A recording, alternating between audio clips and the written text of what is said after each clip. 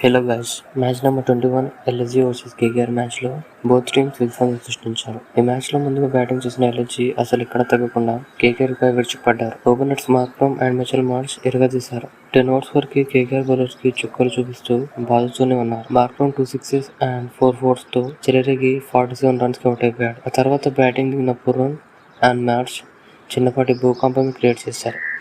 Marsh 6 force and 5 సిక్సెస్తో వీరబాదుడు బాది 81 runs చేశాడు. అలాగే పురన్ కూడా కేవలం 36 బాల్స్లోనే 7 ఫోర్స్ అండ్ 5 సిక్సెస్తో 87 రన్స్ నాట్అవుట్గా ఉన్నాడు. దీంతో ఎల్ఎస్జీ 20 ఓవర్స్కి 238 రన్స్ సాధించగలిగారు. 239 రన్స్ టార్గెట్తో బరిలోకి దిగిన కేకేఆర్ 3 ఓవర్స్లోనే డికాక్ వికెట్ పడ్డా కూడా నారాయణ్ అండ్ రహానే మంచి పార్ట్నర్షిప్ బిల్డ్ చేసుకుని నారాయణ్ 13 బాల్స్లో 4 ఫోర్స్ అండ్ 2 సిక్సెస్తో 30 రన్స్కి వెనుతిరిగాడు. ఆ తర్వాత వెంకటేష్ లాస్ట్ మ్యాచ్ ఫామ్ని ఏమాత్రం కోల్పోకుండా రహానేకి సపోర్ట్గా 45 రన్స్ చేసి టీంకి మంచి స్కోర్ అందించాడు. అలాగే రహానే 35 బాల్స్లో 8 ఫోర్స్ అండ్ 2 సిక్సెస్తో చెలరేగి టీంలో హైయెస్ట్ స్కోర్ 61 రన్స్ చేశాడు.